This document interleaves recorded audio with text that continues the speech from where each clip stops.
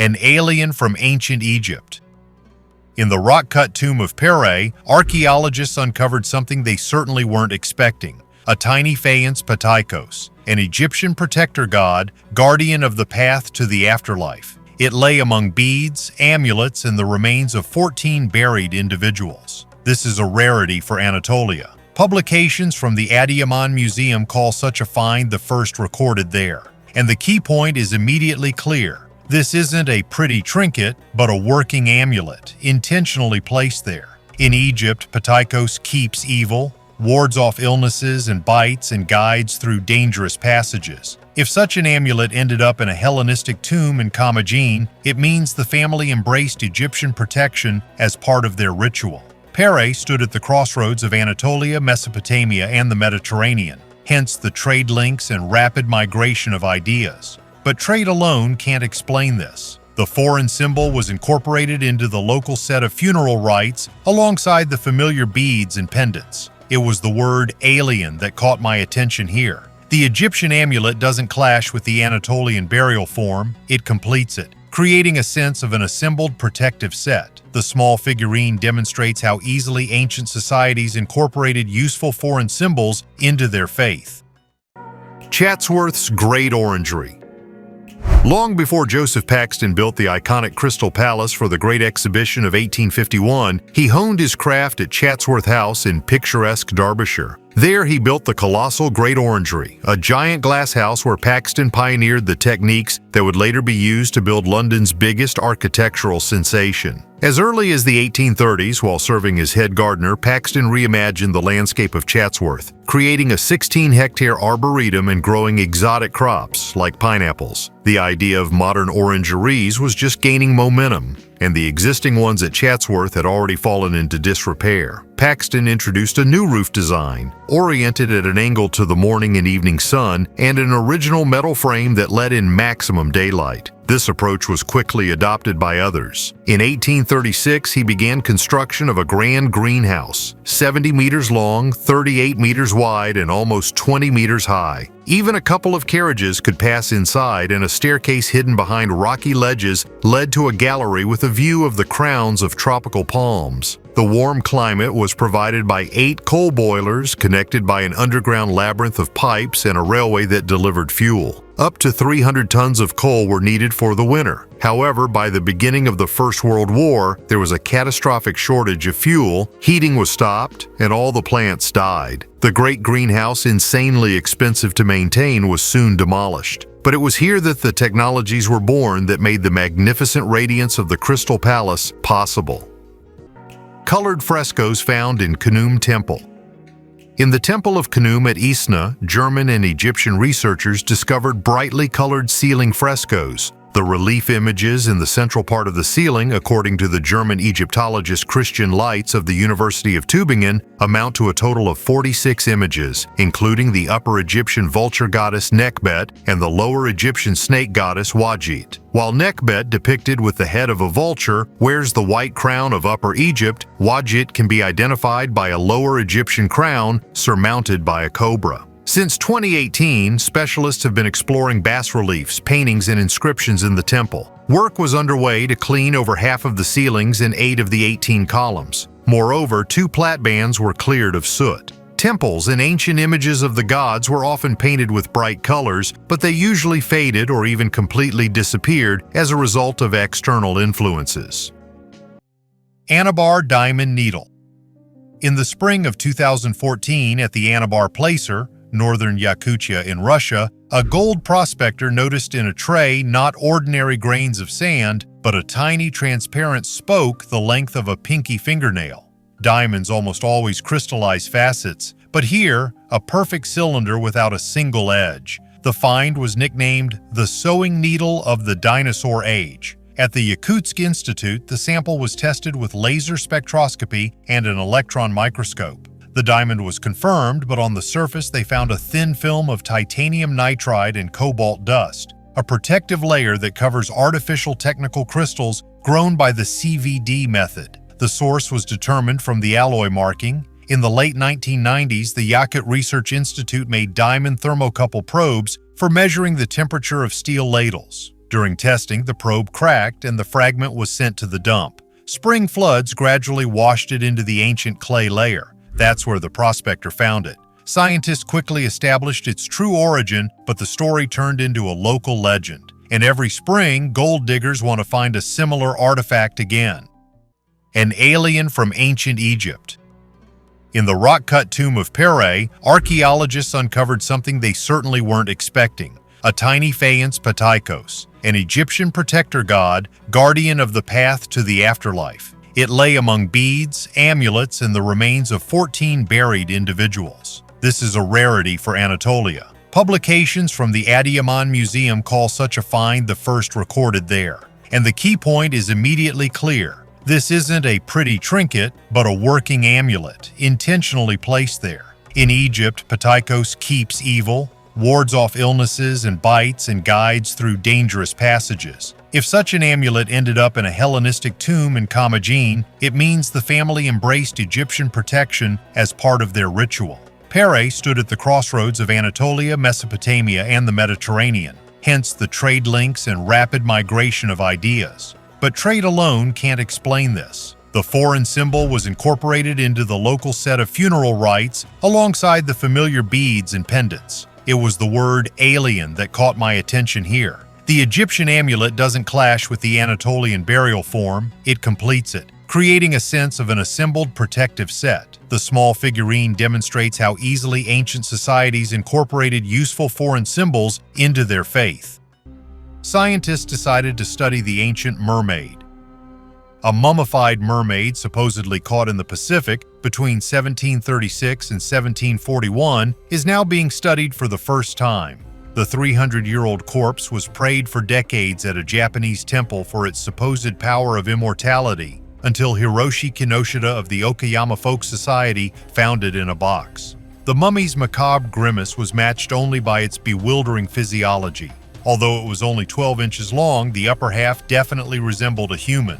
However, the lower half narrowed more and more and ended in a fishtail with scales. The history of its origin is no less exciting. Kinoshita only recently came across a box containing this mysterious mummy at the Injuan Temple in Asakuchi City. Although about 40 years ago the mummy was put on display for the believers to pray for life extension, the mummy was ultimately hidden for preservation. Kinoshita discovered a curious letter. A letter dated 1903 claimed that the fisherman had sold extraordinary fish to a wealthy family. According to the letter, the mummy was passed down from generation to generation before the Injuan Temple acquired it. According to the New York Post, Kinoshita is convinced that her appeal is based on folklore. Japanese mermaids have a legend about immortality. It is said that if you eat mermaid meat, you will never die. There is a legend in many parts of Japan that a woman accidentally ate mermaid meat and lived to be 800 years old. The locals worship the mummy for its alleged supernatural powers. Who exactly owned the mummy before the acquisition of the temple remains a mystery, while the reasons for worshiping it are clear,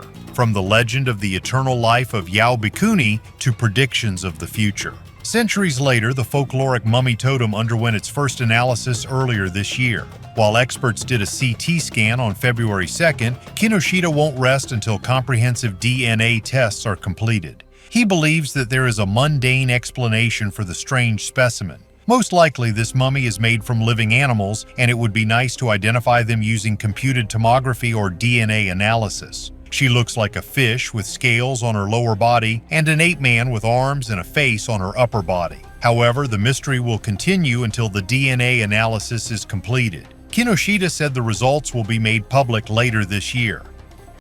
The mythical gold mine.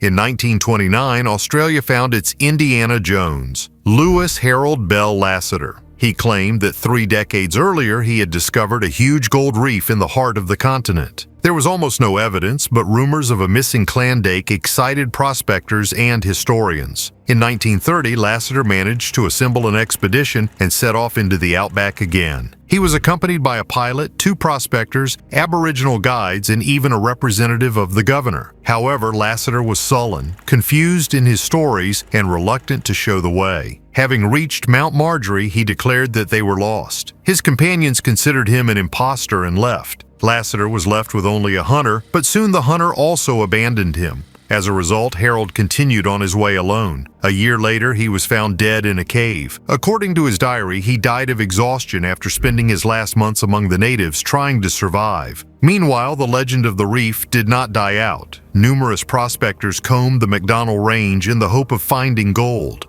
The press discussed the mysterious Swede Olaf Johansson, who allegedly also knew the way to the treasure. Later, books and films appeared. Director Luke Walker in the project Lassiter's Bones found letters from Harold mentioning that same Olaf and hinting at the lost reef. Modern research has not confirmed large deposits in the designated area, although geologist Bill DeCarly came across a quartz layer reminiscent of Lassiter's description. He believes that Harold was just retelling other people's stories. Nevertheless, the mystery of the treasure continues to excite the minds of romantics and gold hunters. The secret of Buddhist monks. Buddhism is one of the most ancient religions. There are many artifacts thanks to which we can restore the history of this religion, its values and features. One of such artifacts is the collection of texts of the Tripitaka Koreana. It contains all the knowledge about Buddhism that is accumulated over decades. These are not copies of already existing texts. This is the original, which gives a complete picture of knowledge about Buddhism. On the Korean peninsula, there is Heinze Monastery, which is very important for the entire Asian culture. This place is remarkable not only for its beauty and tranquility that people find here, but also for the fact that completely unique texts are stored here. This collection has been accumulating for several centuries. All the canons of Buddhism are described here, and there is simply no other such complete collection. All these texts are stored on clay tablets. There are more than 80,000 of them. Sometimes, because of this, the collection of text is called the 80,000 Tripitaka. All these texts are divided into volumes, of which there are more than 6,000. The height of each such tablet is 25 centimeters, and the width is about 70.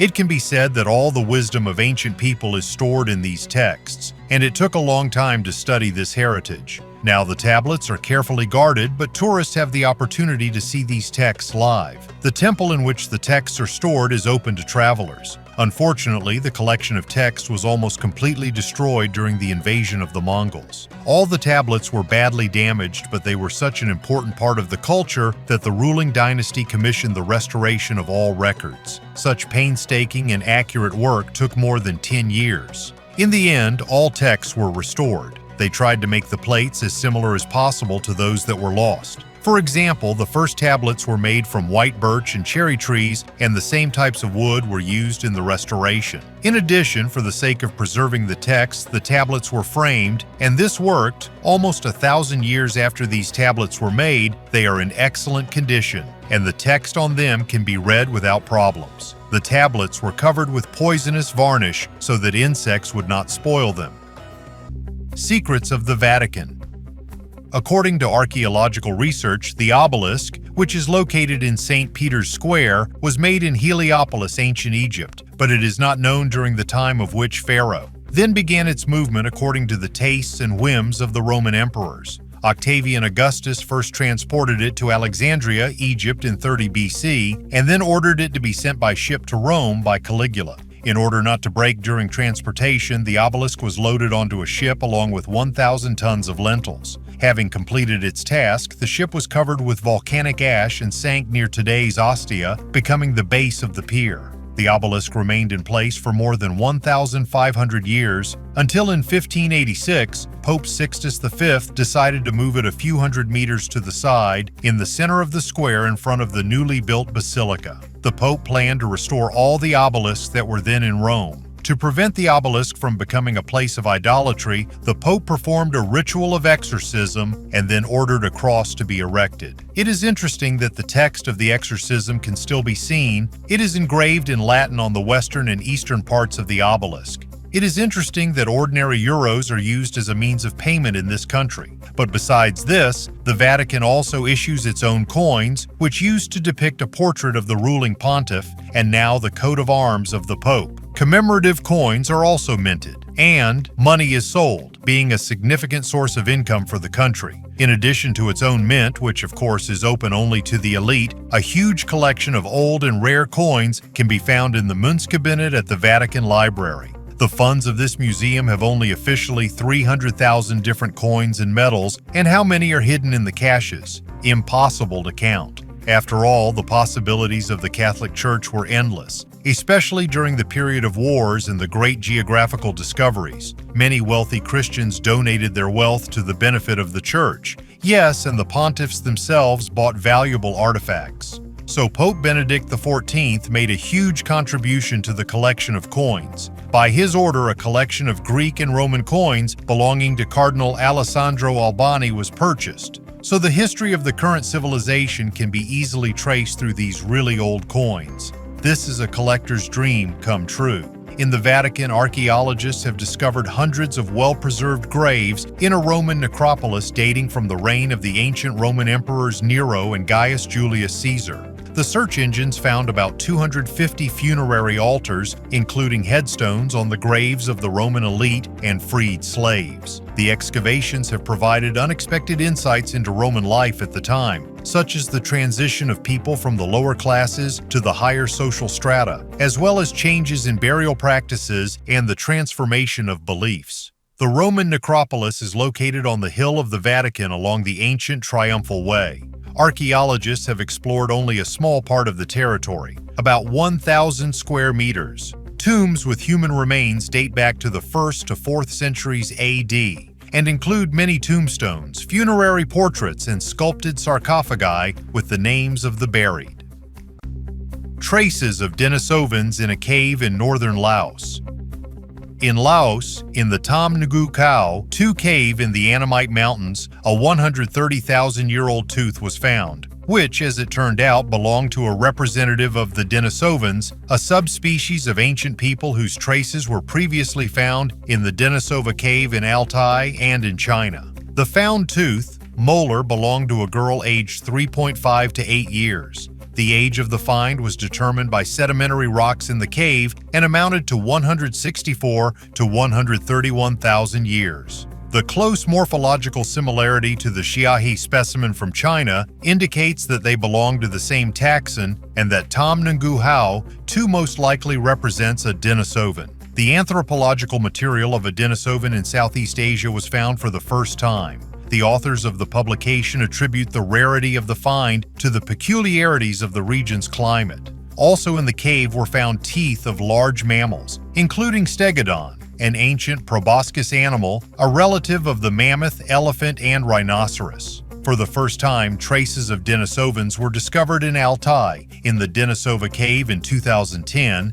then their genome was deciphered. After scientists found a jawbone in 2019 on the Tibetan Plateau, proving that part of the species also lived in China. According to modern concepts, Africa is considered the ancestral home of mankind, but there is still no consensus on how this process went. A number of scientists believe that there were 3 expansions of human ancestors from Africa to Eurasia. The early ancestor Homo, about 1.9 million years ago, the ancestors of Neanderthals and Denisovans, about 700,000 years ago, and people of the modern type, about 50,000 years ago. According to archaeological data, Denisovan man, an independent subspecies of ancient people, appeared in Altai after a powerful wave of migration from the Middle East about 300,000 years ago. Its traces were found in the Denisova cave, from which it got its name. 1936, Iraq, Baghdad. In 1936, during excavations near Baghdad, archaeologist Wilhelm Koenig discovered strange ceramic vessels approximately 14 centimeters tall, containing copper cylinders and iron rods insulated with bitumen. These objects lay in layers dating to approximately the 1st to 3rd centuries AD during the Parthian Empire and did not resemble any vessels, tools, or cult objects known to archaeologists of that period. When Koenig described the find, he noted one detail that could not be explained by chance. When the vessel is filled with an acidic solution, an electrical voltage is generated between the iron and copper. A simple reconstruction yielded between 0.5 and 1 volt, exactly as much as a galvanic cell produces. In the 1940s, German and American researchers repeated the experiment and obtained the same result, confirming that the structure indeed functions as a battery. The official explanation was simple. These could have been vessels for storing scrolls or ritual objects, but the problem is that the bitumen insulation, metal electrodes, and assembly form make no sense in a religious or everyday context, yet they perfectly align with the principle of the galvanic cell, discovered by Alessandro Volta only in 1800. Moreover, traces of electrochemical gilding, which is impossible to perform without a power source, were found on the surface of some metal objects from the same region. These vessels are officially housed in museums, catalogued and recognized as authentic, but their purpose remains unexplained because any direct explanation undermines the conventional paradigm of technological development. If people used electricity in the 1st century AD, even in its simplest form, then the question that history prefers to avoid is, where did this knowledge disappear to, and why was there no development, no trace, no continuation after it? 17 skeletons on the grounds of a Welsh monastery. British archaeologists in Pembrokeshire, West Wales, have unearthed the remains of 17 skeletons in what they believe belonged to the Monastery of the Holy Saviour before the Reformed King Henry VIII seized their property. The monastery existed from the mid-1020s until its collapse in 1536 to 1541. In the last years of the monastery's existence, Henry VIII, King of England and Wales, ordered the confiscation and sale of many church properties. This happened after he severed relations with the Catholic Church. The medieval monastery of the Holy Saviour, which was inhabited by Dominican monks, black monks, distinguished by the black color of their clothes, was no exception in this sense. According to Murphy, the crown sold all their property, but part of it, in particular the burial ground that belonged to the monastery, remained untouched until the 17th century. We don't know for sure whether these remains belonged to monks, since a variety of people were often buried in monastic cemeteries. There were only shrouds on the buried, and the arms of all the skeletons were crossed on the chest.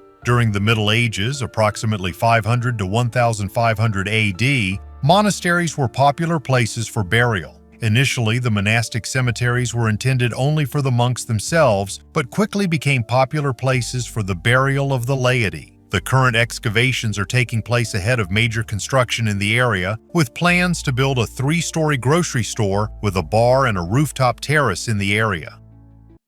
The lost branch of humans.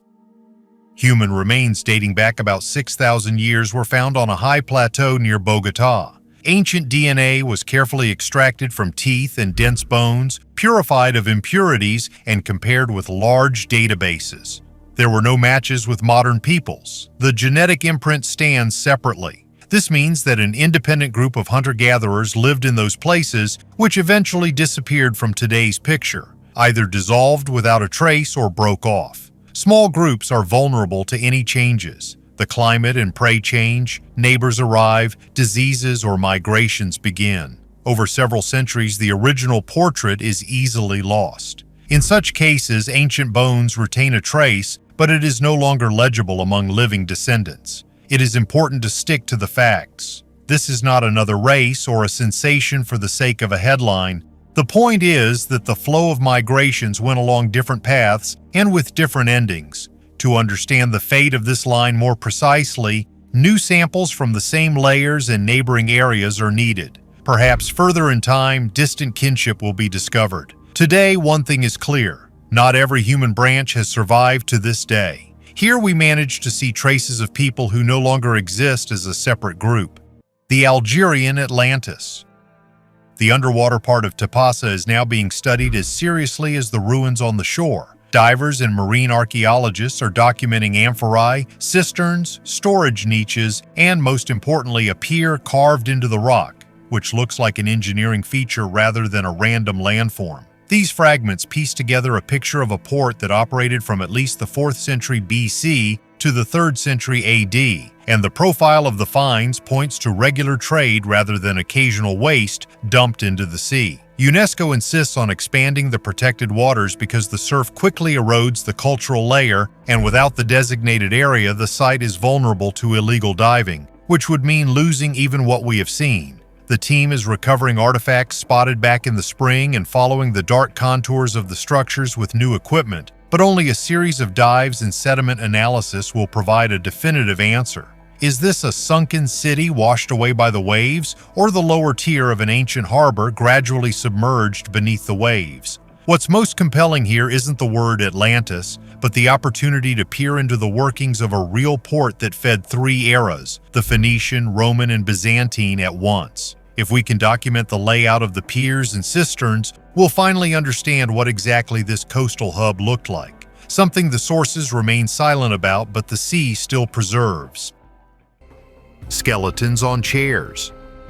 The Colorado River, or rather the bay at the Cienega Springs Pier, is an amazingly beautiful place with clear water. Divers love to swim there, and on May 4, 2015, one of them, in the process of enjoying underwater beauties, stumbled upon something interesting. Two human skeletons sat on plastic chairs, as if they were going to rest and chat about something. The terrified diver flew out of the water and immediately called the police. The divers who went under the water took several pictures, and these shots are reminiscent of a horror movie where people died of horror sitting on chairs. The skulls even have sunglasses on them, but the sheriff suspected that it was just an installation, and the diver, who again went to examine the terrible find, confirmed that the skeletons were not real. High-quality copies of human skeletons, which were made of sinking plastic. On one of them was a note, "Bernie dreamed all his life to live in the river." The police spent about an hour examining the photographs and skeletons before being convinced that it was someone's joke, which, by the way, is well implemented. Mayan Blue Dye. Scientists are still studying the technology used to create Mayan Blue Dye, a pigment that retains its color for thousands of years. Analysis of ceramic and fresco samples revealed that the base is natural indigo combined with the mineral palygorskite, a special clay that forms microscopic channels. When heated, the indigo molecules are locked within these channels, making the dye resistant to moisture, sunlight, and chemical attack. Archaeologists have found this pigment on ritual objects, temple walls, and ceramics dating back to the 8th and 9th centuries AD. The dye has not faded even after centuries of exposure to the outdoors. Modern research has shown that a similar structure can be used to create new, durable pigments and protective coatings. Mayan technology exemplifies how ancient chemistry was ahead of its time, creating a material that modern industry would only discover millennia later. Abandoned city of Khara-Khoto. The abandoned city of Khara-Khoto in Inner Mongolia, China. Built in 1032, the city flourished under the Western Xia dynasty. In the travels of Marco Polo, Khara-Khoto appears as Etsina. The city was located at the crossroads connecting Karakoram, Shangdu, and Kumul. The remains of ramparts over 9 meters high and external walls 3.7 meters thick have survived to this day. Khara-Khoto has the shape of a rectangle. The length of the outer walls is 421 meters from east to west and 374 meters from north to south. The fortress was first taken by Genghis Khan in 1226, but under Mongol rule the city continued to flourish. Under Kublai Khan, Khara-Khoto was expanded almost 3 times compared to the earlier period. Marco Polo wrote that Etsina is located on the edge of the sandy desert and is included in the province of Tangut. Local residents have a lot of camels and cattle, but they are also engaged in agriculture. In 1372, Khara-Khoto was taken by the troops of the Ming dynasty.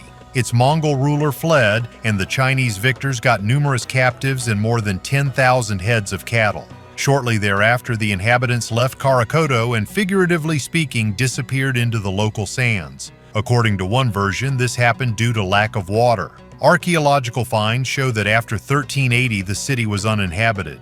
Apparently, Khara-Khoto never recovered from the defeat, and the end of its almost 350-year existence was put in a matter of days. Cleopatra's sunken port. Off the coast near Taposiris Magna, west of Alexandria, archaeologists have discovered a submerged site with evidence of an ancient harbor. Kathleen Martinez's team, along with marine archaeologist Bob Ballard, describes rows of massive foundations, estimated to be over 6 meters high, cemented blocks, column fragments, amphorae for storage and transport, and most importantly, numerous anchors dating to the reign of Cleopatra VII. Such an array of artifacts typically accompany a working port, mooring lines, storage areas, and navigational equipment. In 2022, a 1,227-meter-long underground tunnel extending to the Mediterranean Sea was discovered here. Its filling contained pottery and artifacts dating back to the Ptolemaic period. The harbor may have served the city complex and temple of Taposiris Magna, and during Cleopatra's reign, her fleet. This is supported by the dating and marine profile of the finds, but further pitting, dating of sediments, and linking of the structures to the ancient coastline are needed. If confirmed, we will gain rare evidence of the appearance and operation of the coastal network near the Ptolemaic capital, not in texts but in stone, wood, and iron. Treasure older than the Iron Age. Researchers have finally uncovered the mystery of two unusual artifacts from the gold treasures of Valena. A pair of pieces of jewelry, partly of extraterrestrial origin, have been found in Iberian Bronze Age treasures. The dull bracelet and the rusty hollow hemisphere decorated with gold turned out to be forged from metal that fell from the sky in the form of a meteorite. The discovery was made by Salvador Rovira Loren, former head of conservation at the National Archaeological Museum of Spain. His work showed that metalworking technologies and techniques in Iberia 3,000 years ago were more advanced than previously thought. The Treasures of Valena cache includes 66 items found in 1963 in what is now Alicante. These pieces are considered a prime example of Bronze Age jewelry in the Iberian Peninsula and Europe. Two pieces of jewelry, a small hemisphere and a bracelet in the shape of a hrivnia, have elements that archaeologists have called iron. This posed a problem since the Iron Age on the Iberian Peninsula began around 850 BC, and gold jewelry dates back to between 1500 and 1200 BC. The difference between meteorite and terrestrial iron is the high nickel content of meteorite iron. Despite the rust, the results of the study showed that the hemisphere and bracelet were made from meteorite iron dating back to approximately 1400 to 1200 BC. An ancient artifact has been decided to be melted down. A gold bracelet dating back to the reign of Amenhotep, 21st dynasty, around 1000 BC, has disappeared from the Egyptian Museum in Cairo. This rare piece with spherical lapis lazuli beads is a rare artifact. According to the Ministry of Antiquities, the bracelet disappeared from a restoration laboratory. Authorities have referred the case to the police, and photos of the artifact have been sent to all airports, ports, and land borders. A commission has been established to inspect and re-register all items stored in the laboratory. The loss was reportedly noticed while the artifacts were being prepared for an exhibition in Rome. The Grand Egyptian Museum in Giza, housing the treasures of Tutankhamun, is opening soon. The loss of an object of the caliber of the royal bracelet is a question not only of security, but also of the reputation of the collection's security system. Lapis lazuli symbolized power and protection in Egypt, an ironic detail for an object that should have been under the best protection. There is an opinion that this artifact has already been melted down and sold as ordinary scrap metal. Indigo before Rome.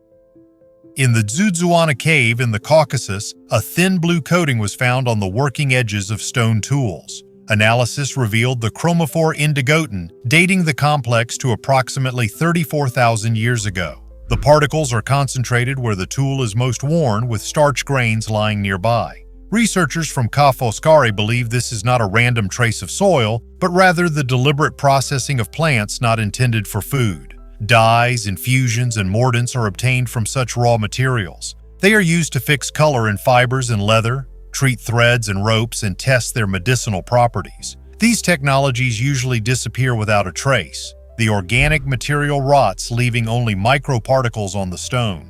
Zudzuana provides precisely such a print and demonstrates that the experiment was deliberate and repeatable. We are accustomed to telling the story of the Paleolithic with flint and bones. This blue brings plants and the simple chemistry of hands back to the center of everyday life. Leaves were crushed and allowed to oxidize, achieving a lasting color, long before Rome and medieval workshops. Its purpose is still debatable, but one thing is clear: indigo's origins go much deeper than we thought. Famous nations with an unknown future. On the pages of historical books and textbooks, one can meet such peoples as Polovtsi, Aztecs, or Phoenicians. And this is not surprising because all of them, to one degree or another, left their mark. However, today, few people are interested in what became of them.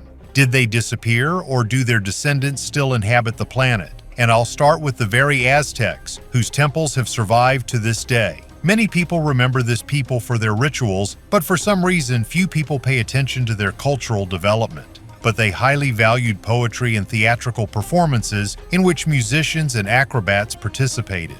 In addition, they were engaged in sculpting sculptures and dishes, as well as carving wood. What happened to them? In the 16th century, the Spaniards arrived on their territory and found the city of Mexico City. It is easy to guess that today the descendants of the Aztecs are the Mexicans, who are trying to preserve the culture of the people who fell at the hands of the Spanish conquerors. But if this people lived already in our time, then the Mayan civilization appeared even before our era. This people was remembered for achievements in the fields of mathematics and astronomy, and their exact calendar more than once made a fuss. Perhaps many more discoveries would have awaited them ahead if it were not for the Spaniards again, who brought with them many diseases unknown to the Indians. Today, in Mexico and Central America, you can find about 5 million people who speak Mayan languages. All of them united in communities and went to live in villages, where they are engaged in agriculture and selling their products. The Phoenicians were an outstanding people because it was their language that formed the basis of many modern alphabetic systems.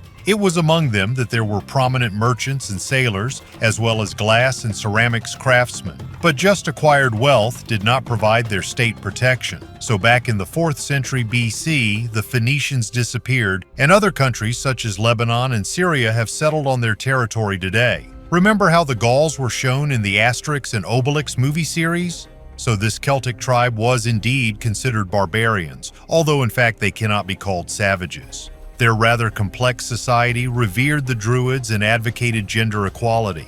And yet, the Celts were one of the first among Europeans to wear pants. Already in the 1st century BC, most of the Celtic peoples sunk into oblivion. Only the British part remained, living in the territories of Wales, Scotland, and Ireland.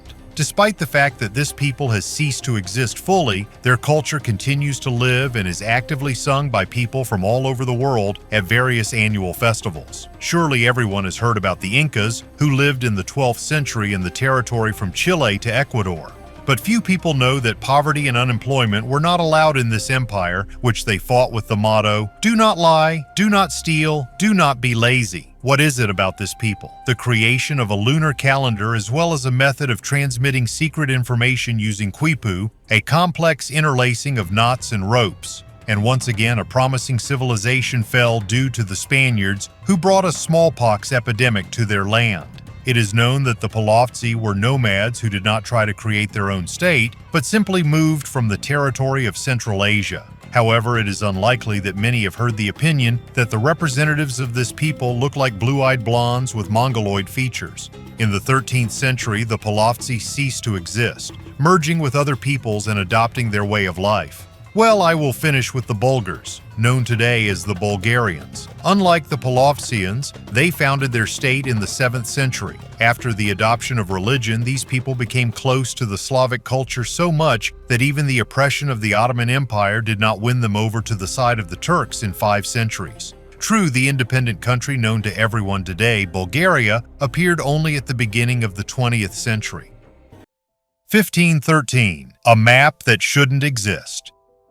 In 1513, the Ottoman admiral Piri Reis compiled a world map using, as he himself noted in a postscript, no less than 20 ancient sources, some of which were very old and of unknown origin. This map was only discovered in 1929 in Topkapi Palace in Istanbul, and immediately after its publication it raised a question that remains unresolved. The map accurately depicts the coast of South America, including Brazil, with the correct proportions, angles, and contours confirmed by 20th century satellite imagery. But the strangest thing is that at the bottom of the map is a continent whose shape matches Antarctica, and without any ice cover. Geological research conducted in the 1950s and 1960s by US and Soviet expeditions showed that Antarctica's ice-free coastline existed no later than 6,000 years ago, and possibly earlier. In 1956, U.S. Air Force Colonel Harold Ohlmeyer submitted an official report to the Air Force stating that the Piri Reis Map contained data that could not have been obtained in the 16th century, including an exact match to Antarctica's subglacial topography, which was only confirmed by seismic surveys in 1949 during Operation High Jump. To compile such a map, either aerial photography, a global geodetic system, or sources created before the continent's glaciation were required. Piri Reis wasn't alone. Orontius Phineas's 1531 map and Mercator's 1569 map show the same contours of the southern continent with up to 95% of the coastlines matching when superimposed on modern geological models.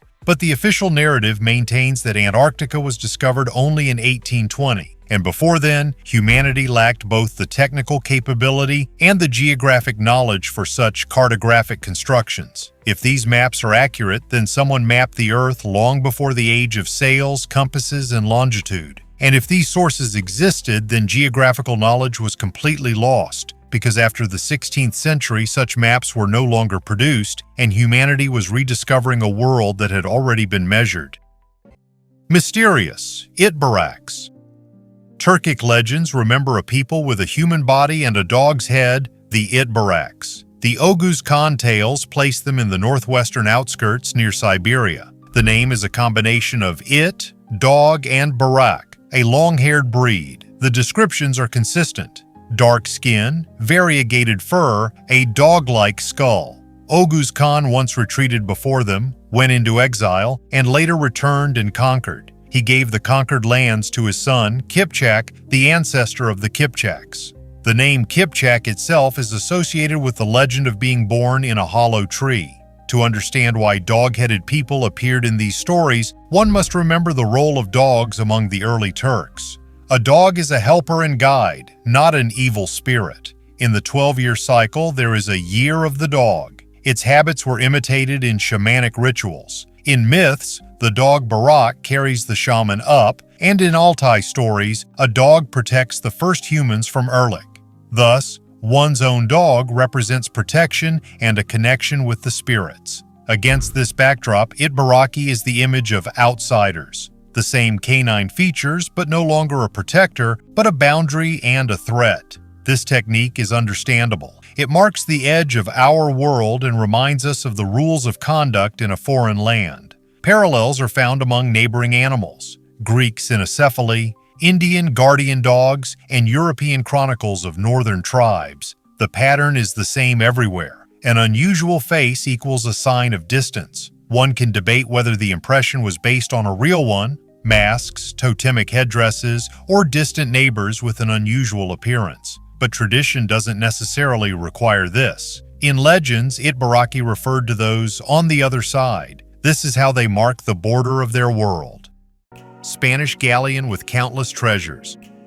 The Colombian Navy has shared unprecedented photos of the sinking of the legendary San Jose galleon. The ship was carrying wealth worth billions of dollars at the current rate, but was shipwrecked 300 years ago and has been safely hidden underwater all this time. 4 missions using a remotely operated vehicle were sent to the crash site at a depth of almost 950 meters off the Caribbean coast of Colombia. These missions, carried out by the Navy under the supervision of the Ministry of Culture, found that the galleon still remained intact. On-board cannons can be found covered in mud, along with china and earthenware, glass bottles, and gold items. But this is not the only find of the mission. Not far from the San Jose, 2 more sunken ships were discovered, a galleon of the colonial era and a schooner of the post-colonial period. Colombia considers shipwrecks found in its territorial waters part of its cultural heritage, which means that their contents cannot be sold. Spain insists that the treasure is theirs because it was on board a Spanish ship.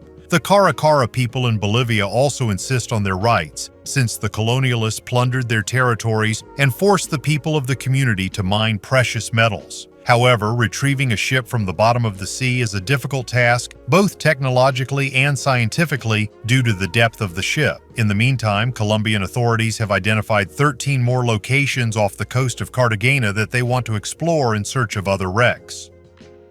The skull of a not our ancestor. In 1960, a skull embedded in a limestone wall was discovered in Petrolona Cave in northern Greece. Since then, its age and evolutionary position have been debated. Estimates have ranged from 170,000 to 700,000 years ago, with interpretations ranging from early Homo sapiens to ancient Europeans outside the traditional lineage. New research has narrowed the window, no younger than 277,000 years. Based on its characteristics, it is closest to Homo heidelbergensis, an ancestor of Neanderthals who lived in Europe during the Middle Pleistocene. This is not a ready-made answer. Dating depends on the layer and method, and the skull itself has undergone a long history of research, but the picture is stabilizing. Early Neanderthal populations were already present in Europe at this time, and the Petrolona specimen fits into this circle. Based on the condition of its teeth, it is considered a young male. There is something else important. The discovery confirms the presence of prehistoric humans in the region long before the classic Neanderthal sites and the arrival of anatomically modern humans in Europe. Petrolona is being used as a testing site, verifying dates, morphology, and new scan results. The current conclusion is cautious. The find is rare, but its characteristics fit within the lineage of European Neanderthals. Fix the map. The African Union is proposing to abandon Mercator projections used in schools and official maps. This projection stretches high latitudes and compresses areas near the equator, making Africa appear smaller on a flat map than it actually is. This distorts the perception of the continent's scale in textbooks and the media. Africa. No filter and speak up. Africa have joined the initiative with their Fix the Map campaign. They are promoting Equal Earth 2018, an equal area projection that accurately depicts country areas. The idea is simple. Make it a basic standard in school curricula and then expand its use. This isn't about banning Mercator, it's convenient for navigation, while equal area projections are more accurate for education and statistics. In 2018, Google switched to a 3D globe view in the desktop web version. Mercator is still the default in the mobile app. Because of this, stretched latitudes continue to appear on everyday maps. When real areas are important, it is better to use equal area projections, such as Equal Earth. The Lost Dutchman's Gold Mine.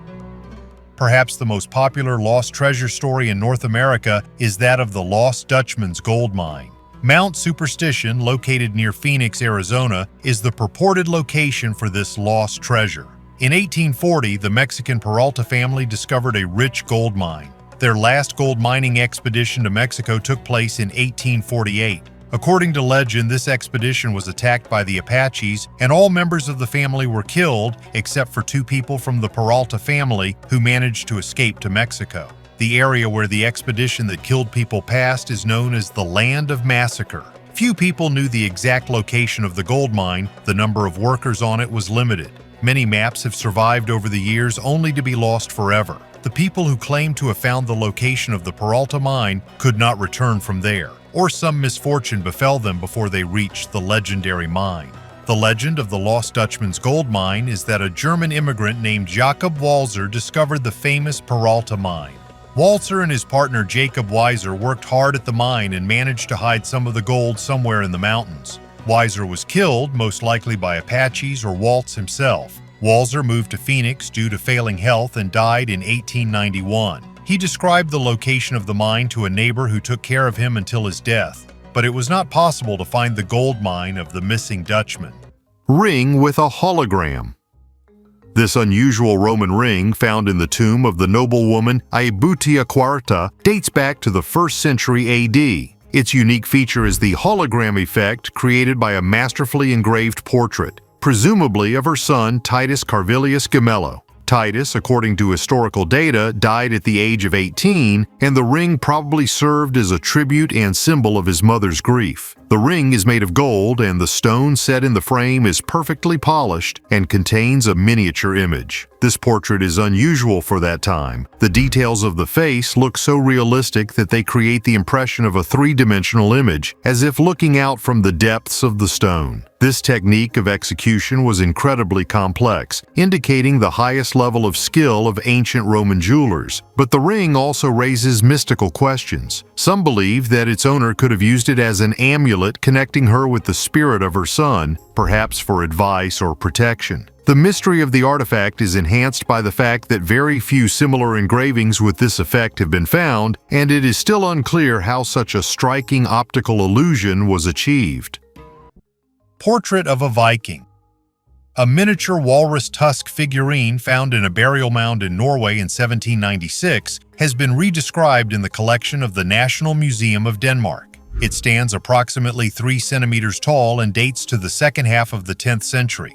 It is likely a king from the game Hnefatafl. a precursor to chess, but the key is in the details. The center parting, neat sideburns, a mustache rising above the lip, and a beard trimmed into a goatee and gathered into a single braid. Such detail is rare in Viking archaeology. It reveals exactly how the hair and beard were worn. Curator Peter Pence calls the piece as close to a portrait as we can get. The hair and beard are shown from all sides, not schematically, but with subtle styling techniques. Similar figures typically retain a focus on the beard, a sign of masculine power and status, well understood from the sagas. This specimen's hands are damaged, but the composition is legible. This means we're not dealing with an abstract warrior, but with a concrete image of a ruler, recognizable by his hairstyle and beard. The material also speaks volumes. Walrus tusk is a northern resource that traveled along trade routes to workshops. The carving and lacquering techniques demonstrate a high level of skill, and the choice of subject matter reflects the value of power and appearance in public perception.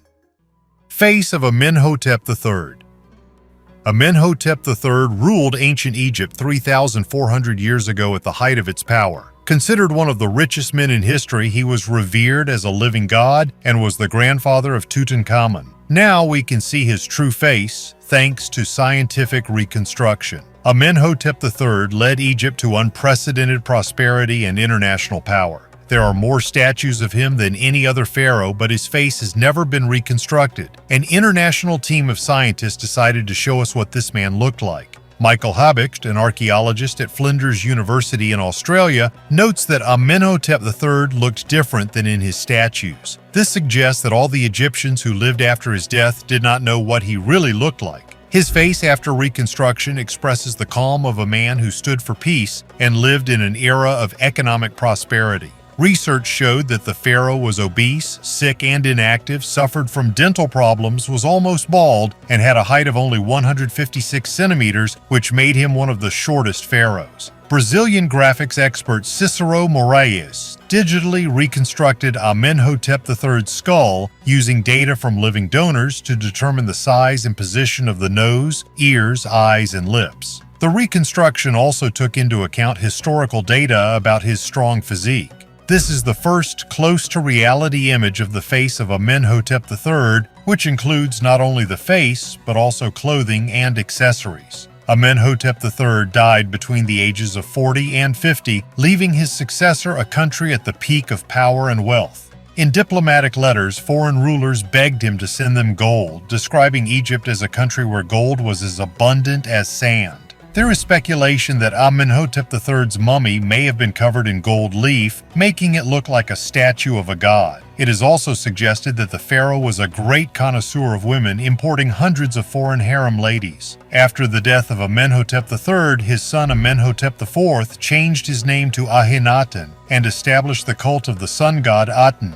However, his son Tutankhaten restored the cult of Amun and changed his name to Tutankhamun, becoming one of the most famous pharaohs thanks to the discovery of his tomb in 1922.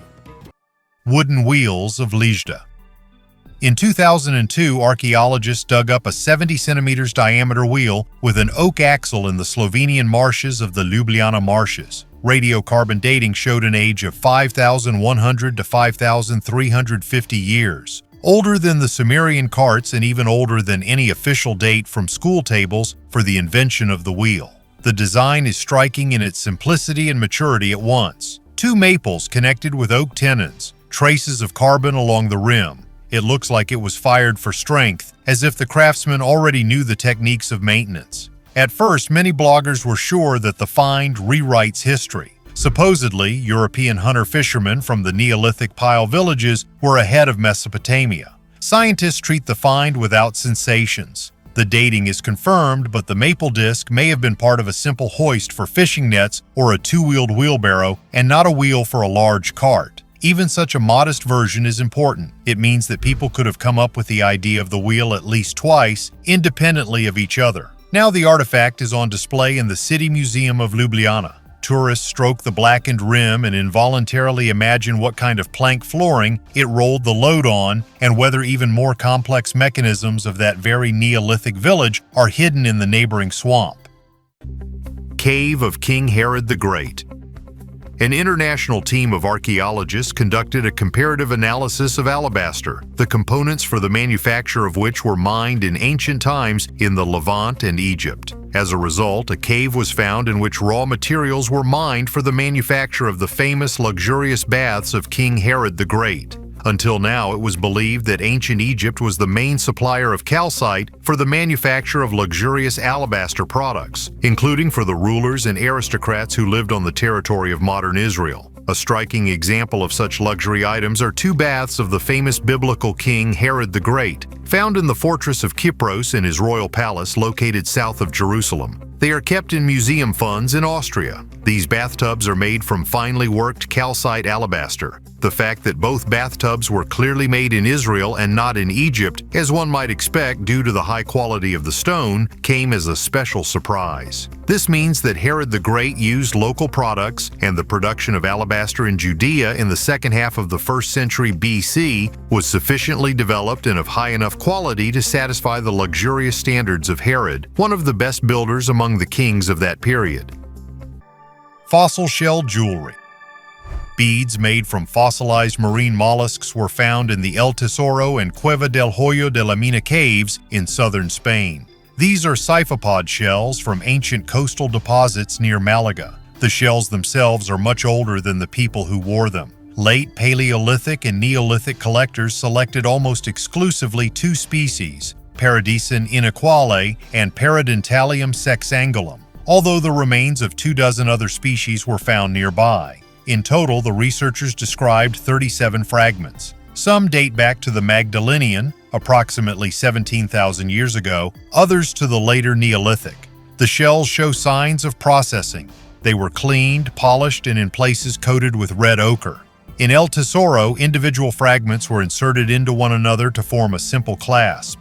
Why these two species were chosen remains unclear. Perhaps for their convenient shape, the strength of their walls, or the color after polishing in ochre. However, the repeatability of selection across different sites indicates a consistent practice, not a random selection. Parallels are found further afield. In Europe, there are Neanderthal finds of ancient seashells, and in South Africa, a Homo sapiens trophy, a fossilized trilobite, has been found. It appears that fossil jewelry is not a rare whim, but a deliberate choice of material and taste. Tried to hide it from the government.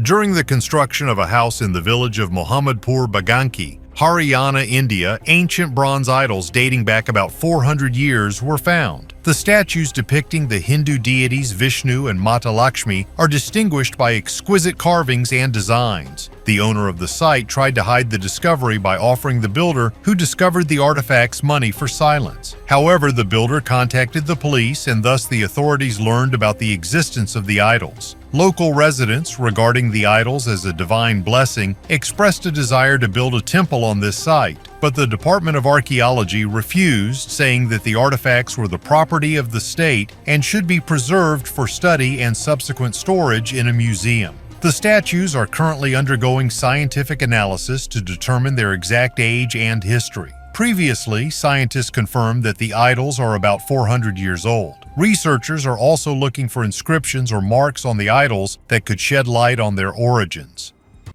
The Hostage Prince. In Xi'an, just 2 kilometers north of ancient Chang'an, a Tang dynasty tomb has been uncovered. The sloping entrance descends to a depth of approximately 4.5 meters, the ceiling features a window, and the passage is over 10 meters long. The main find is a bluestone epitaph containing 557 characters. It names the deceased, Prince Kim Yong of Silla, born in 747 and died in 794. The text chronicles his life at the Tang court as a hostage and participant in court ceremonies and missions. Despite previous looting, the complex retains a rich collection of artifacts, figurines of guardians, animals, and heavenly kings, coins, a pagoda-shaped vessel, and dozens of other objects. The funeral was organized by Tang officials. This is clearly stated in the epitaph and aptly reflects the deceased's recognized status. A particular detail is his marriage to a woman from the Wang family of Taiyuan. Her father held a post in Yanqi County. Such an alliance is a typical tool for strengthening ties between the court and a foreign prince. The hostage system under the Tang operated simply and rigidly. The Allied states sent representatives of the dynasty to the emperor, who were educated according to Chinese norms, inducted into ritual and service, and in return, loyalty to the family was expected. These people became intermediaries, translators of customs, conduits for diplomacy and trade. The tomb of Kim Yong is a rare material confirmation of the mechanics of this system, not from a chronicle, but from a specific biography. Why hostage? The epitaph clearly states that Kim Yong was a prince of Silla sent to the Tang court to secure an alliance. He lived at court, participated in ceremonies and missions, and married a woman from the Wang family, a common way to cement loyalty. The funeral was organized by Tang officials. That is, he is not a prisoner but a representative of the ruling house, left with the emperor as a guarantee of the agreement and a mediator between the two parties. Children's drawings in Pompeii.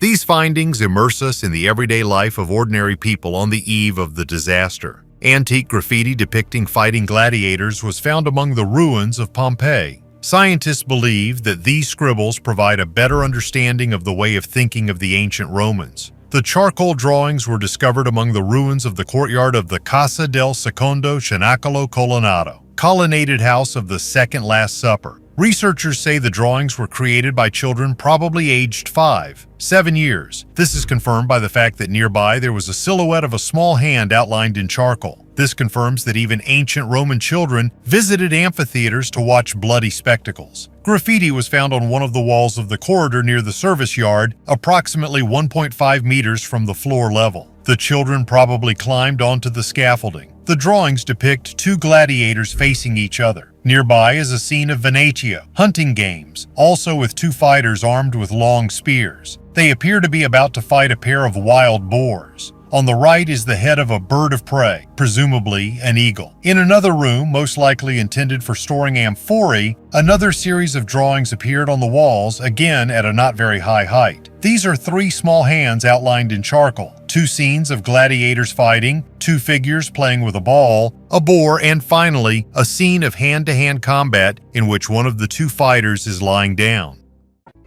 Forbidden texts, 2,000 years old. In China, archaeologists have discovered several ancient bamboo plates with hieroglyphs, the deciphering of which has shed new light on the history of the Qin dynasty ban. Archaeologists have discovered 6 well-preserved bamboo plates covered with hieroglyphs. The deciphering of these texts sheds new light on the history and evolution of Chinese reading habits. Artifacts were found during excavations in the province of Hunan, located in central China. The work was carried out in the city of Yiyang. The relics themselves were found at the Tuzishan historical site. They are ancient pieces of paper. According to experts, the age of the artifacts is approximately 2,000 years. They date back to the early period of the Western Han Dynasty.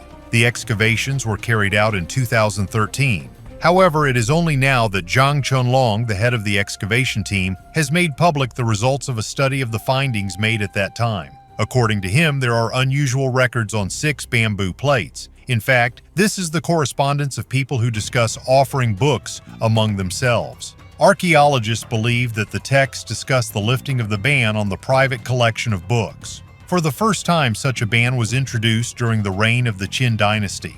As evidenced by these bamboo plates, after the ban was lifted, borrowing, donating, and collecting books became a social trend. Later, both the royal family and local governments accumulated an unprecedentedly rich collection of books. During the reign of the Western Han Dynasty, people began to read more books. Libraries began to appear. The deception of the century that still exists.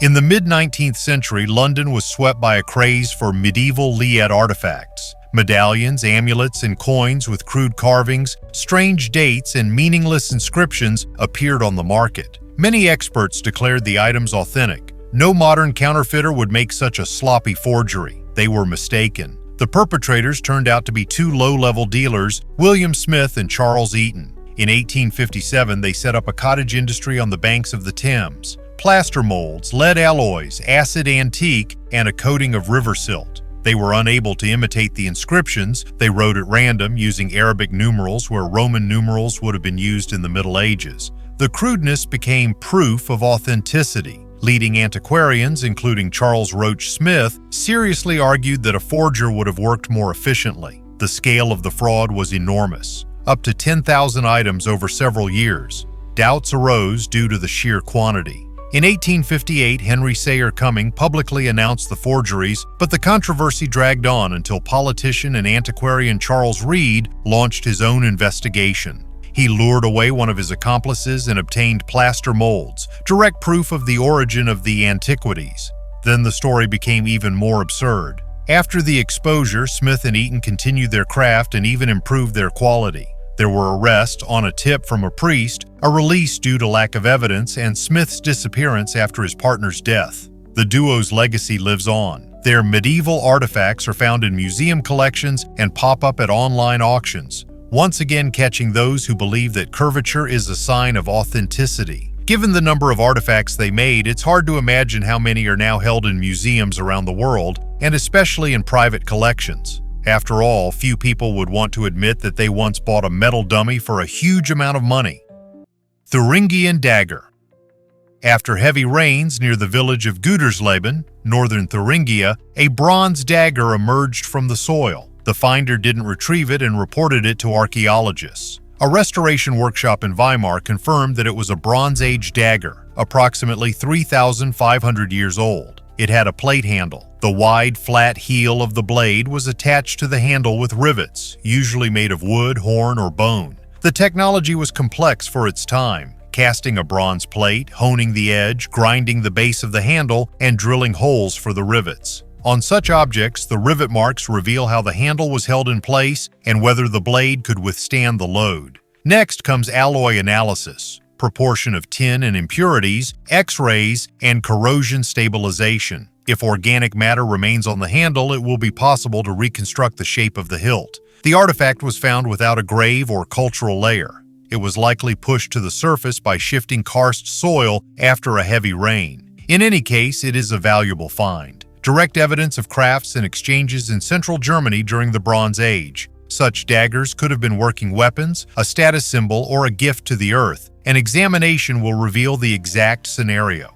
Unauthorized searches are prohibited in the region, and prompt reporting of a find preserves both the object and information about it. After examination, the dagger is planned to be displayed at the Elric Regional Museum, from the field to a display case with a clear history of its origin. The Mariner's Stone.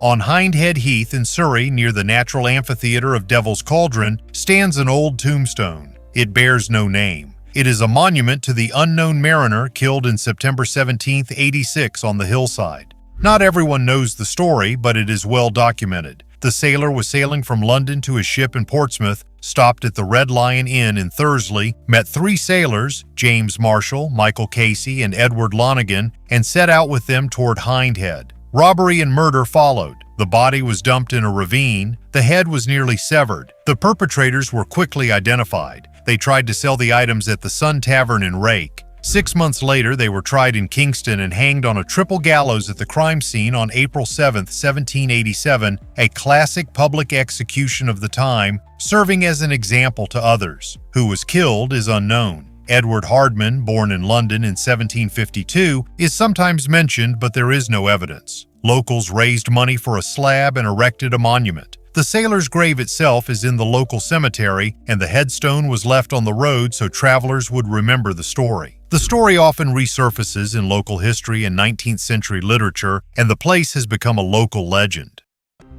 3 bronze swords in a pile of bones.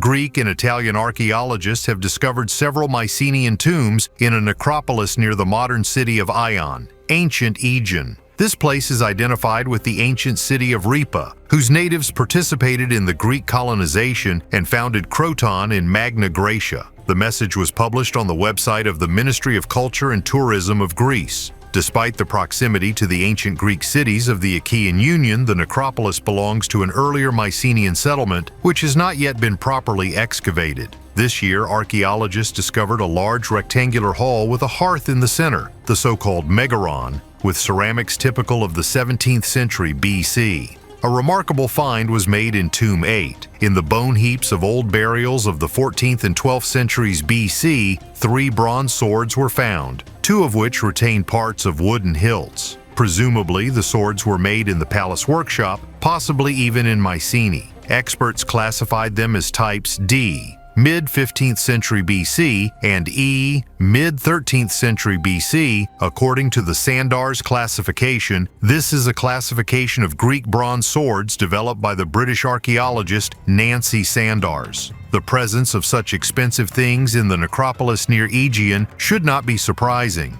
According to the ancient Greek historian Pausanias, it was in Aegean that Agamemnon gathered the most important and powerful leaders in Hellas in order to jointly consult on how they should march on the kingdom of Priam. In addition to weapons, a clay figurine of a horse, glass beads, and carnelian were found in the grave goods of the shifted burials. 9 Neanderthals, near Rome. Italian archaeologists have found the fossilized remains of 9 Neanderthals in a cave near Rome. This helped to understand how the Italian peninsula was populated and what were the environmental conditions in antiquity. An archaeological discovery has confirmed that the Cave of Guattari in San Felice Circeo is one of the most significant sites in the world for studying the life of Neanderthals. The skull of a Neanderthal was discovered in a cave in 1939. The fossilized bones discovered by archaeologists this time include skulls, 2 teeth, and other remains. The oldest of them dates from 100,000 to 90,000 years ago. Another 8 Neanderthals are thought to date back to 50,000 to 68,000 years ago. Excavations began in 2019. They were carried out in a part of the cave that had not yet been explored, first noted by the anthropologist Alberto Carlo Blanc, who is credited with the discovery of the Neanderthal skull in 1939. The find of archaeologists has already been called an extraordinary discovery, which the whole world will talk about. Anthropologist Mauro Rubini noted that the large number of remains suggests that the Neanderthal population was significant. This in turn testifies to the existence of the first human society. The cave perfectly preserved the environment that was here 50,000 years ago. The fossilized remains of animals found in the cave, an elephant, a rhinoceros, and a giant deer, give an idea of the flora and fauna of this region and its climate. This isn't man-made.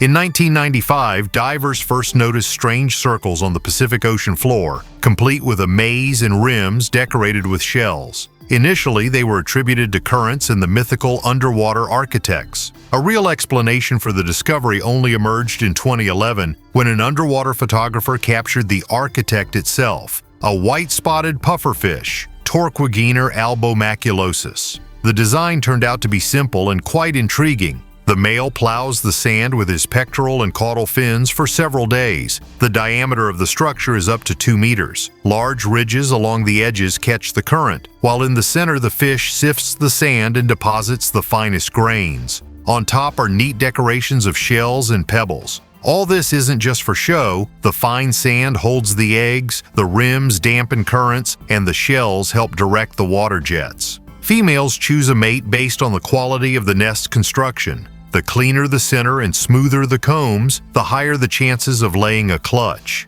After spawning, the nesting circle briefly becomes an incubator. When the larvae hatch, the structure gradually disintegrates. A year later, the cycle repeats, in the same place or nearby. It turns out that architecture and design here are not metaphors, but working solutions. Form is directly related to the survival of the offspring. Where it's easy to see traces of an ancient civilization, it's often worth taking a closer look at the behavior of living creatures. The pufferfish doesn't build a city, but it solves an engineering problem, and it does so with textbook precision. Select the material, consider the current, protect the center, and attract a mate. Sometimes this is precisely what intelligence looks like in nature, without legends, but with results.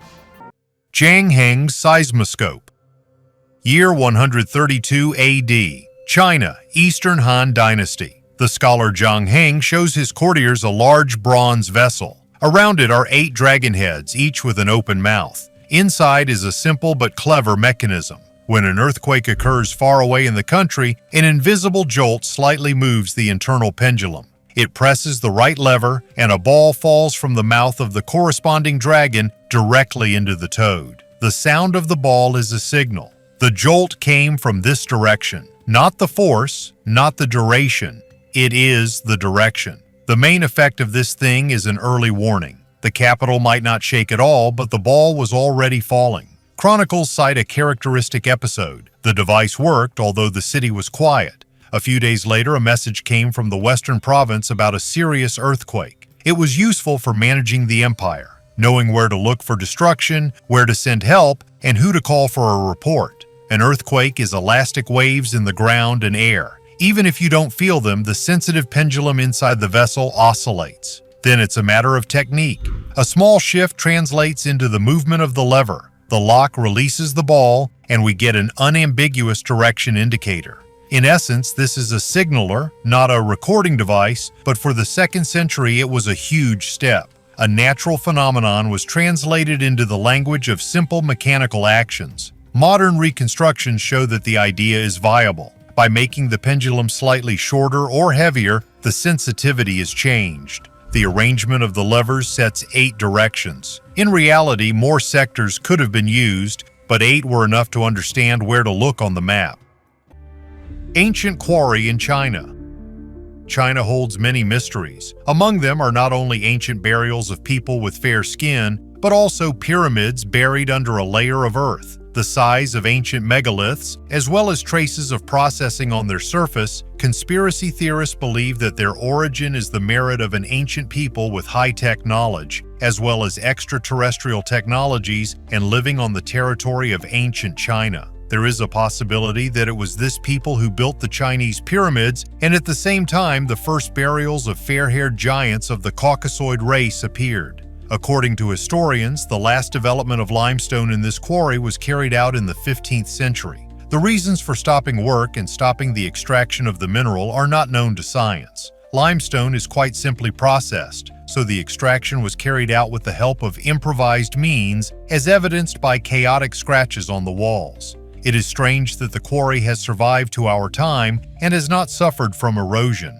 Some researchers believe that the quarry was developed long before the advent of our era, and the stone blocks were buried under a layer of clay during the cataclysms that occurred. And conspiracy theorists suggest that this place was a navigation complex, which allowed you to navigate in space, and the largest megalith served as an infrasound antenna. Whoever was the creator of these monuments, one thing can be said with certainty: it was a great people, or maybe something more than just the people, thanks to which amazing buildings and high-tech equipment are still found in China. A boulder from the Ice Age.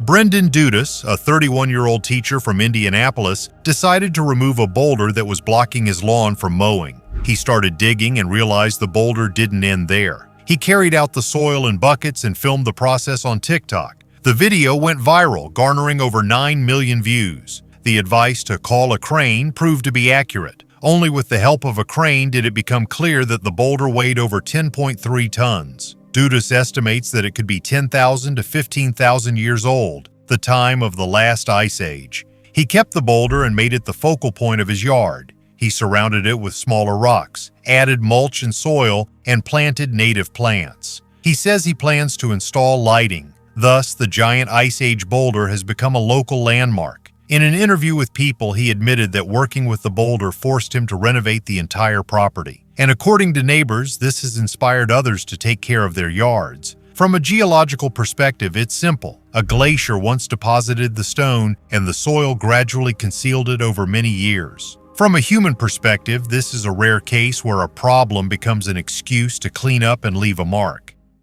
How the Mayans cooked rubber. The Mayans got rubber from two juices. They take the white milky juice of the rubber tree. They add a little green juice of a forest liana. They stir it with a stick, and the liquid thickens before their eyes, darkens, and becomes viscous. After a couple of minutes, what they have in their hands is no longer milk, but a soft, elastic mass. They knead it, roll it, dry it, and the result is a material that springs back and does not creep. Why it works in simple terms. The white juice is latex, many tiny droplets of rubber in water. The liana juice changes the environment and the drops begin to stick together. The mass becomes solid and elastic. No ovens or sulfur. Everything is done in the cold from plant materials. The hardness was regulated by proportions. If it is softer, they add less liana juice and knead it longer. If a strong ball is needed, they add more and dry it thicker. The master literally tuned the material to the task with his hands like dough. They made heavy bouncing balls for games from this so that they would bounce off the floor and walls. Glue and sealant for vessels and boats. Impregnation for baskets and fabric so that they would not leak. Pads for handles and sandals so that they would not slip and last longer. Rubber was molded into ingots and taken for exchange. It was a valuable commodity. And most importantly, all this was an ordinary craft. 2 juices, a stick for stirring, a little experience, and you have ready-made rubber in your hands long before the factories and vulcanization in Europe. Black granite slab.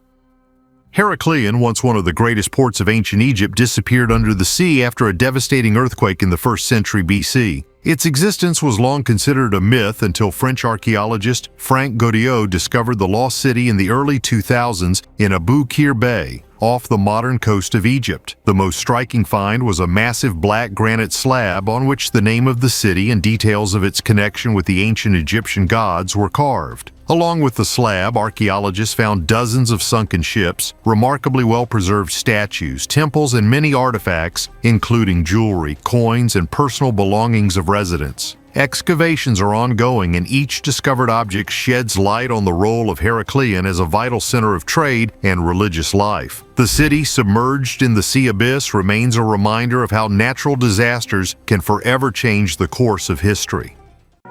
Egypt's unconventional metal. A new study has revealed a simple fact. In the Middle Kingdom, around 2000 to 1650 BC, Egyptian artisans intentionally made bronze arsenical. Traces of a special additive, spice, which is rich in arsenic, were found in slags and melts. This was not a random impurity from the ore, but a deliberate ingredient, added to make the alloy harder, last longer, and reduce wear during work. Analysis was conducted by a team from the Czech Academy of Sciences, along with colleagues in Cairo and France. The results showed that the bronze's composition was controlled and repeatable. This means the workshops had a stable supply of raw materials and a well-defined technological regime rather than haphazard attempts to produce strong bronze. Another important conclusion for the scientists, lead, which was smelted with spice, can bias isotopic indices, leading to overestimation of the copper's origin in some studies. They burned her down, but not to the ground. In what a desperate situation was the French heir Charles if he appointed a 17-year-old girl from the peasants as the commander-in-chief of his troops? And how the world was shocked by the miracles that followed if for almost 6 centuries people have kept evidence of Jeanne's life. Her ring, her home, her helmet, and her letters. This ring, apparently, was with Jana almost all her life. Maybe it's a gift from parents. The ring is cheap. It is not an ornament but an object of personal piety. The letters I and M are made in niello on the top face, and the inscriptions IHS and MAR on the 2 sides, in both cases meaning Jesus Christ and Mary. The ring was made in the 15th century, such was in fashion for a short time, and only in the area where Jeanne grew up. Jeanne's critics have cited and continue to refer to the fact that Jeanne was very cruel and repeatedly hit her enemies with a wonderful sword. However, she didn't actually kill people at all. Despite the fact that Jeanne had a sword, with which she is depicted in some paintings, she often used her flag in battle. On May 29, 1431, the tribunal declared Jeanne d'Arc guilty of heresy. On the morning of May 30th, she was taken to the marketplace in Rouen and burned at the stake, in front of an estimated crowd of 10,000 people. She was 19 years old. One legend surrounding the event tells how her heart survived the fire without being harmed. Her ashes were collected and scattered in the Seine. Joan of Arc is one of the most mysterious characters of the Middle Ages. Egyptian faience. Long before the invention of glass and glaze, the Egyptians learned to create a material that combined the properties of stone and ceramic. Egyptian faience was a mixture of crushed quartz, lime, and copper compounds. When fired, a shiny, bright blue crust formed on the surface, the result of copper oxidation under controlled firing conditions. By varying the composition of the mixture and the oxygen pressure in the kiln, artisans achieved various shades from turquoise to deep blue. Faience was used to create amulets, figurines, vessels, and jewelry. Its symbolic meaning was associated with eternal life and the sun reflected in the waters of the Nile. Modern chemists confirm that ancient artisans mastered techniques similar to those used in fine ceramics and enamel. Restored samples of Egyptian faience exhibit the same optical properties as modern architectural coatings with metallic pigments. Research into this material is now being used to create durable decorative coatings and design solutions that replicate the self-illuminating effect of ancient faience. Ancient Roman pottery in Egypt.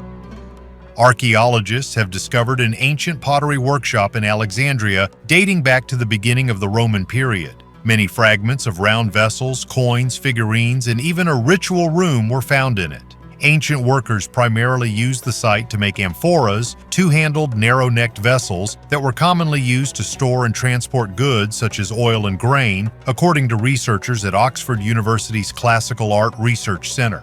2 workshops with kilns were carved into the rock. One of them is still in excellent condition. In the Byzantine era, long after the production of pottery ceased here, the buildings were probably used for a different purpose: the production of lime. Among the finds was a pantry where kitchen utensils and crockery were stored. A number of limestone structures were most likely used as temporary housing for workers on the site. One room with a raised platform and remains of terracotta statues was probably used for rituals. Some of these statues represent the god Harpocrates. He took the place of the Egyptian god Horus in the Alexandrian triad of gods, which also included Isis and Osiris. Egypt came under Roman rule in 30 BCE after the death of Queen Cleopatra VII and Mark Antony.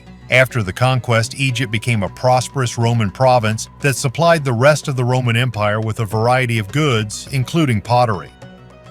The mysterious tomb of Genghis Khan. Death overtook the great Mongol commander in 1227 during the Crusade, and for many years scientists and researchers have been wondering where the founder of the Mongol Empire was buried. There are legends that the body of Genghis Khan was returned to his homeland and buried along with a huge amount of valuables. Therefore, it has been a main goal for researchers, scientists, and ordinary treasure lovers for centuries. It is believed that after death, for the sake of the beloved Khan, many people were killed. All passers-by who came across on the way to the burial place were executed by soldiers. After the huge grave was dug by the slaves, they were also killed, and then they killed the soldiers who killed the slaves. Although there is a version that the soldiers independently and voluntarily committed suicide in order to serve Genghis Khan even after death. Further versions of the legend about the burial of the commander diverge. The first of them says that the course of the river was changed, which to this day hides the grave. The second suggests that after the burial, a herd of horses was released which trampled all traces of the excavated earth. Today, the Mongols still appreciate and revere Genghis Khan. The country does not look for his burial because they believe that it is a great sin to violate the will of the founder of the Mongol Empire to be secretly buried. Therefore, researchers from other countries can only build theories and conjectures, explore the area on their own or with the help of drones, but neither the state nor the residents will allow historical excavations.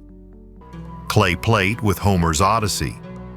Archaeologists working in ancient Olympia, Western Peloponnese, discovered during excavations a clay tile with 13 verses from Homer's Odyssey. The tablet was created in the Roman era according to preliminary estimates, no later than the 3rd century AD. This is the oldest fragment of the poem, found on the territory of the Republic. According to representatives of the Greek Ministry of Culture, the inscription, despite its brevity, is of great archaeological and epigraphic significance. The fragment of the Odyssey found in Olympia has already been read. This is an episode from the 14th song, one of the conversations of Odysseus, the king of the island of Ithaca, with the swineherd Eumaeus. The entire 14th canto of the poem is dedicated to the stay of the unrecognized Odysseus in the house of his faithful servant, who tells about the events that took place on the island during the 20 years that the hero spent in the Trojan War and wanderings. The epic poem about the return of Odysseus, one of the main heroes of the Greek war against the Trojans, was written around the 8th to 7th centuries BC. Consisting of more than 12,000 lines, the Odyssey, along with another Homeric poem, the Iliad, became one of the most important literary achievements of antiquity. Already in the 3rd century BC, Lucius Livius Andronicus translated the poem into Latin. The La Palma vase. La Palma is one of Spain's Canary Islands in the Atlantic Ocean, northwest of Africa. On its northwestern coast in the Tijarafe region, a rare find was discovered in a cave next to human remains, a complete ceramic vase dating from the 13th to 15th centuries. This ceramic belongs to the Bene Gesserit, the original inhabitants of La Palma before the Spanish conquest. The discovery was made as part of the Proyecto Occidente project. Student Lourdes Barroso noticed the vessel during an examination, and Francisco Camaño's team documented the context and carefully removed the object. Analysis confirmed the funerary setting. The vessel was laid in situ and not in a mixed layer, which is extremely rare. The shape is typical of the local tradition: a rounded bottom, a wide neck, and smooth, unadorned walls. Such vessels were used both in everyday life and in rituals. It can be correctly interpreted as part of a burial kit next to the remains. Now archaeologists have the chance to test the composition of the clay and impurities, search for traces of the contents, and compare the shape with other assemblages on the island. The main value is its intactness and precise context. This allows us to speak not of an abstract Canarian style, but of specific practices. How exactly burials were designed on La Palma in the late medieval period, and what was considered necessary to be placed next to the person. The Oklo Nuclear Reactor.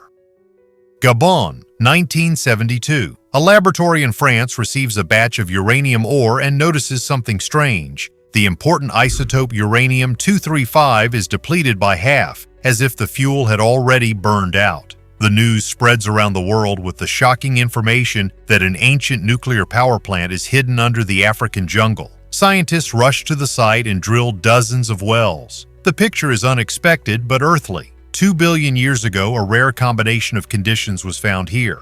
Uranium-rich rock, pores between sandstone grains, and groundwater that slowly flowed through the ore. The water slowed down the neutrons and started a chain reaction until it boiled and stopped the process. After cooling, the formation filled with water again. The reactor clicked on and off for hundreds of thousands of years in a row, leaving behind a characteristic set of rare isotopes. No man-made nuclear power plant, no intervention by guests from outer space, just a successful geochemical oven assembled by nature itself. But the story about Oklo is still gripping. It turns out that the planet can build nuclear reactors without engineers. It has enough uranium, water, and time.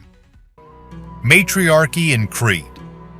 Scholars studying the Minoan civilization have noted that in Crete, women were portrayed as strong and influential, in contrast to men. This may indicate matriarchy in their society. The Minoans who lived on Crete were noted for their advanced art and trade, as well as the expansion of women's rights in the Bronze Age. Professor John Younger of the University of Kansas noted that women in Minoan frescoes and pottery are depicted in luxurious clothing and jewelry, while men are presented in a simpler form. Please note that now women generally also look more attractive than men. Minoan women actively participated in social events and religious rituals, which distinguishes them from traditional domestic roles. Scientists suggest that the worship of the goddess in Crete could be evidence of matriarchy. The figurines of the snake goddess and the fresco Women in Blue confirm the important role of women in Minoan culture. The presence of pools in the central places of the palaces shows that women were treated adequately during menstruation, unlike other ancient peoples. A gift from the fairies. In Dunvegan Castle on the Isle of Skye, a piece of cloth hangs under glass, which the MacLeod clan calls Ambroch Sith, the fairy banner. It appears to be worn silk, a yellowish-brown background, red dots, and what once were gold crosses. It's about 45 centimeters long. In the 20th century, it was sealed in an airtight display case to prevent the fabric from unraveling. Its origin is controversial. English archaeologist Alan Weiss suggested it was Syrian or Greek silk, perhaps even part of a relic. The clan chief simply replied, "It was given to my ancestor by the fairies." There are 3 versions of its origin. In one, the clan's ancestor, returning from the Crusades on the advice of a hermit, defeated a spirit, the daughter of thunder, and fashioned a banner and staff from her belt and spear. In the second, a fairy covered the crying infant heir in the tower with a silk scarf at night. In the morning, her singing was said to be heard in the hall. In the third, the chieftain married the fairy, and when they parted on the fairy bridge, she handed him a silk cloth and said it would grant the clan 3 victories. No more. The banner was credited with more than just military success. It was used to heal cattle, to solicit harvests, and even to lure herring into the lake near Dunvegan. But according to legend, the power only works 3 times. After that, the cloth will disappear, leaving the clan defenseless. It is believed that it was unfurled twice in the 14th and 15th centuries, leaving only one remaining. During World War II, rumor circulated that Churchill asked the MacLeods to raise the banner for the Allies, but the clan refused. They were saving their last chance. Today, the banner still hangs in a sealed display case, suspended between the theory of distant silk and the family's belief in a gift from the fairies. For the museum's curator, it's a rare fabric with a complex history. For the clan, it's an insurance policy not to be wasted. In both cases, this scrap of silk continues to do its job. It holds memories and defines the boundaries of what those who hang a banner with 3 chances over their hearths are willing to believe. Ring with a Celtic warrior with a shield. Archaeologists presented the results of a study of 2 rare metal rings that were found near Anabar during excavations of the Usatov Balka III monument. One of them depicted a racing chariot with a charioteer who controlled 2 horses, the other depicted a Celtic warrior with a shield brandishing a sword. The finds date back to the 4th–3rd centuries BC. On the outskirts of the Usatov Balka farm, located in the suburbs of Anapa in Russia, there is an archaeological complex of the same name. The first artifact is a bronze ring seal 20 millimeters in diameter with a protruding shield depicting a chariot rushing to the right with a poorly distinguishable wheel. Judging by the typology of this artifact and the bronze Panticapaeum coins found in the cultural layer, it dates from the end of the 4th–3rd centuries BC. The researchers noted that the chariot was drawn by a pair of horses and driven by a standing charioteer who appeared to be wearing a beard. In the hands of this man are the reins and the whip. Scientists noted that the image on the ring can hardly be interpreted as a war or hunting chariot. The second ring is a massive piece of iron with a diameter of 35 millimeters, on the shield of which there is a bronze relief insert. This find, according to scientists, dates back to the last third of the 4th. The first third of the 3rd century BC. The relief inset of this ring depicts the figure of a warrior with a shield brandishing a sword. Its oval thyreos shield completely covers the shoulder, chest, and body below the knees. In the background of the figure is also depicted a hanging sword in a scabbard. When examining a human head, a large eye, nose, massive chin or beard, as well as long hair are visible. Amulet from space.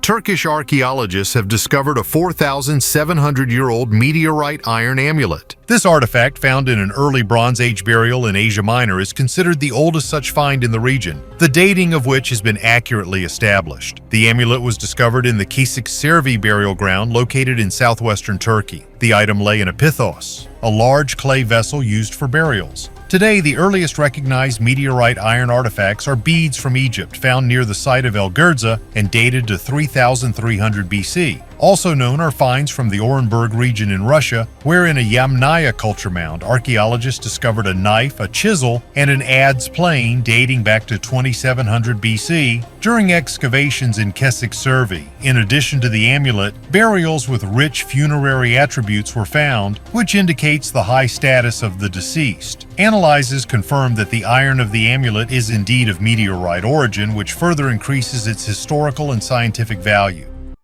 Steel that cannot be replicated. One of the most enigmatic materials of antiquity remains Damascus steel, a metal used to forge blades that combined flexibility and incredible sharpness. The raw material was Indian wootz steel, exported to the Middle East. During the forging process, it was repeatedly heated and cooled, creating a characteristic pattern on the blade, reminiscent of ripples in water. Modern research has shown that the structure of Damascus steel contains nanoscale iron carbides, which give the blade exceptional strength. However, the heat treatment technology and control of the carbon composition have not yet been fully replicated. Attempts to replicate the ancient method yield similar results, but not the same pattern or durability. These blades were produced from the 11th to the 18th centuries and were considered a symbol of skill and status. They were prized by warriors, scholars, and collectors from the East and Europe. The mystery of Damascus steel remains unsolved. Metallurgists today cannot precisely explain how the masters of the past achieved such a combination of strength, flexibility, and aesthetics. Bird shamans. In Peru's Tanguche Valley, a wall from the courtyard of an ancient temple was excavated. A double-sided fresco, approximately 6 meters long, with high-relief friezes and rich polychromy, blue, yellow, red, and black tones. In the center is a giant bird of prey with outstretched wings. Diamond-shaped motifs on its head stitch the northern and southern parts of the composition. Dated to 2000 to 1000 BC, that is, the early stage of the formation of coastal communities in Peru. The themes are straightforward: fish, nets, stars, mythological creatures. In one fragment, 3 humanoid figures gradually transform into birds. Archaeologists see here a description of a ritual transition, a trance during initiation rites. In the region, psychoactive plants, primarily the San Pedro cactus, were used for this purpose. The relief, color, and repeating patterns function as a given rhythm of the ceremony rather than as decoration. At this time, a division of roles within the community is already taking shape. Priests and priestesses know medicinal plants, observe the sky, and use this knowledge in housekeeping and rituals. Researchers interpret the composition as a trace of the ritual. The repetition of patterns could have set the rhythm, and the image of the bird represents a transitional stage. It is likely not just decoration, but a ceremonial element that was used repeatedly. Lost ancient cities. Archaeologists have discovered ancient cities in the Amazon rainforest where up to 30,000 people could have lived about 2,000 years ago. This was reported in the journal Science. Using ultrasonic LiDAR, a team led by Stephen Royston from the French National Center for Scientific Research explored the area and found many structures and roads underground. Before the arrival of the Spaniards, the Quillamope and Upano peoples lived here. Royston called the site the Lost Valley of the Ancient Cities, emphasizing its exclusivity and importance for understanding the history of the Amazon. The cities found built over a vast area included residential and public buildings surrounded by agricultural fields with drainage channels. Roads connected cities, some of which were 20 kilometers long. Royston notes that local people used clay instead of stone for construction. These cities have existed since 500 BC to 600 AD, parallel to the Roman Empire in Europe, and lasted about 1,000 years. Ancient hand grenades. These artifacts were found in the last century in Jerusalem. A new analysis of ceramic pots from the 11th to 12th century Jerusalem has confirmed previous suggestions that some of these vessels may have been used as ancient hand grenades during the Crusades. Spheroconic archaeological artifacts, rounded with a cone-shaped base, are found in museums around the world. Their versatility and varied uses are well documented. In a new study, scientists have found evidence that these pots were also used as hand grenades. The researchers drew attention to 4 shards of pots found in the Armenian garden in the walled Old City of Jerusalem. They were discovered between 1961 and 1967. These artifacts are kept at the Royal Ontario Museum. Experts examined the remains inside them and found that one vessel contained explosive material. Through various chemical tests, the researchers found that the other 3 vessels most likely contained oils, aromatics, and medicines. The 4th vessel, a clay pot with very thick walls and no decorations, contained remains that indicated the possibility of storing chemicals or chemical explosives. Sulfur was one of the ingredients found, and traces of mercury and magnesium were also found. All of these were found in higher quantities than in other pots and the surrounding soil. This is further evidence for historians who want to understand how wars were fought thousands of years ago. However, it remains unclear what exactly the mixture was inside these hand grenades. Researchers do not exclude that this is a mixture known as Greek fire. However, its composition remains a mystery. Opinions differ about the ingredients, and the preparation process has never been documented. Letter from a Babylonian schoolboy.